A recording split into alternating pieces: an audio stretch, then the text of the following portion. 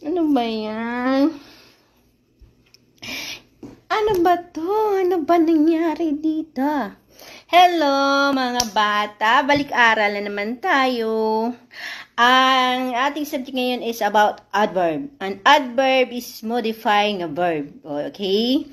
Ang Filipino subject, ang adverb is a pangabay. Okay? We have 5 types of adverb. The first one is adverb of manner, adverb of time, adverb of place, adverb of degree, adverb of frequency. And then the Filipino subject naman, ang 5 uri ng pang-abay, since adverb is pang-abay, ang 5 uri ng pang-abay is pang-abay na pananggaano, pang-abay na pananong, pang-abay na panagori, pang-abay na pananggi, at pang-abay na panang-ayon. O, diba? Related kayo dyan.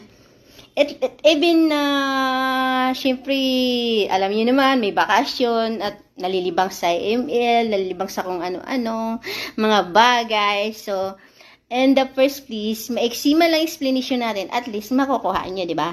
The more na maraming mahabang explanation, mahirap intindihin.